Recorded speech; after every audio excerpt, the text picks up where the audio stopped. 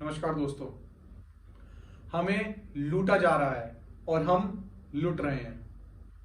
130 करोड़ की आबादी वाला ये भारत देश, जहां पर हेल्थ इंफ्रास्ट्रक्चर की शॉर्टेज है और जो है वो बहुत महंगा है, तो हम ये आशा करते हैं कि सरकार ये सुविधाएं हमको देगी। लेकिन जब सरकार हमको ये सुविधा देती है तो हम इसका उपयोग नहीं करते और दुष्प्रचार में भटक जाते हैं।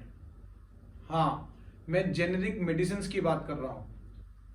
So let's come forward and understand the big business and lobbying which surrounds generic medicine.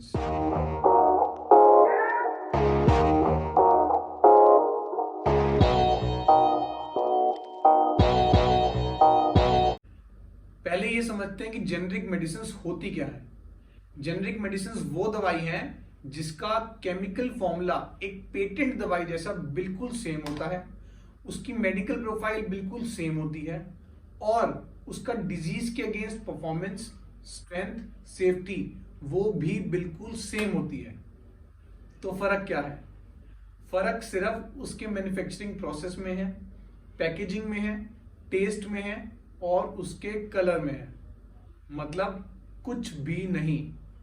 हाँ, but they are only allowed to be sold after the original patents expire and are sold under the direct supervision of the government of India and other governments worldwide.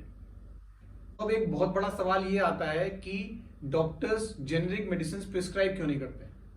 वो इसलिए नहीं करते क्योंकि जितनी big private pharma companies हैं उनके profit margin बहुत ज्यादा हैं और वो इसमें से कट देती हैं। और दूसरी बात, जेनेरिक मेडिसिन की अंदर प्रॉफिट मार्जिन बहुत कम होता है। और सबसे इंपॉर्टेंट, बिग फार्मा कंपनीज ये दुष्प्रचार मार्केट में करती हैं कि जेनेरिक मेडिसिन आपको असर नहीं करेंगी और आपके जैसे मेरे जैसे भोले भाले लोग वो सब इस दुष्प्रचार में फंस जाते हैं और हजारों रुपए हर महीने प्राइवेट फार्मा कंपनीज की दवाइयों पे खर्च करते हैं, जिसमें 100% लगभग हर फैमिली इंक्लूडेड है। आपको जानकर हैरानी होगी कि बीपी की दवाई का एक पत्ता 10 गोली का 2 रुपए से कम जेनेरिक में मिलता है और वही अगर हम प्राइवेट कंपनी को देखें तो 100 रुपीज से भी ज्यादा उसकी कॉस्ट है। एक जनरली कहा जाता है कि एक जेनेरिक मेडिसिन की कॉस्ट प्राइवेट कंपनी से 80 to 85% कम होती है। तो हम इसको खरीदते क्यों नहीं है? ये एक बहुत बड़ा सवाल है जो आपको और मुझको अपने आप से पूछना है। आपको एक बात जान के हैरानी होगी कि भारत के अंदर हेल्थ के ऊपर एक फैमिली का महीने का खर्चा लगभग 20 से 30% उसकी इनकम का होता है। तो आप ये सोच रहे होंगे कि सरकार इसके लिए कुछ करती क्यों नहीं, या फिर सरकार इसमें हस्तक्षेप क्यों नहीं करती? पहली बात यह है कि लॉज हैं बट उनकी एनफोर्समेंट वीक है और वो इसलिए वीक है क्योंकि बिग फार्मा कंपनीज की लॉबिंग होती है। दूसरा, केमिस्ट को ये कंपलसरी है कि वो जेनेरिक दवाइयां एक कंपार्टमेंट में अपने वहां पर रखें, बट वो क्यों नहीं रखते? क्योंकि प्रॉफिट मार्जिन्स बहुत कम है। The drug technical advisory board has recommended that retailers should maintain a separate rack और shelf solely for the storage of generic medicines sold in proper name in a part of the premises separated from other medicines. तीसरा, patients भी doctor से नहीं कहते कि आप हमें generic medicine prescribe कर दो। क्यों? क्योंकि उनके दिमाग में ये बात बैठा दी गई है कि जितनी महंगी दवाई उतना ज्यादा असर करेगी। और इस मेंटालिटी से बाहर कैसे निकला जाए? और डॉक्टर्स भी एक एक्सक्यूज देते हैं कि हम जेनेरिक मेडिसिन इसके लिए प्रिस्क्राइब नहीं करते क्योंकि उनकी अवेलेबिलिटी नहीं होती। दोनों ही बातें टोटल झूठ है। अब इसका सॉल्यूशन क्या है? तो सॉल्यूशन के लिए सरकार ने पहल करते हुए पूरे भारत में पीएम प्रधानमंत्री जन औषधि केंद्र खोले जो भारत में लोगों को जेनेरिक मेडिसिन प्रोवाइड कराएंगे। अब इस केंद्र का मिशन 2 थे। पहला, लोगों में फैली भ्रांति को हटाना और दूसरा, सस्ती दवाएं लोगों तक पहुंचाना।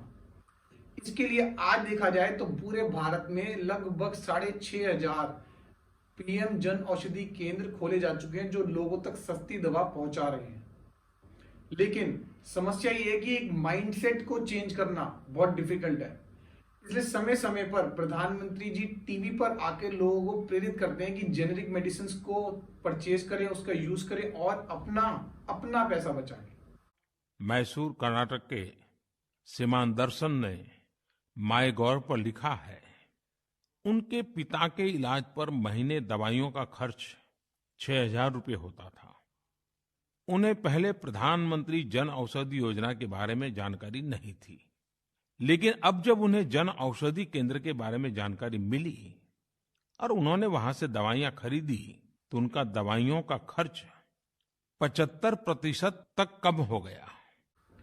इसमें दूसरी बात ये आती है कि डॉक्टर्स को भी निस्वार्थ भाव से लोगों को जेनेरिक मेडिसिन ये एक ऑल्टरनेटिव के रूप में बताना चाहिए, प्रिस्क्राइब करना चाहिए। लेना ना लेना पेशेंट के ऊपर है।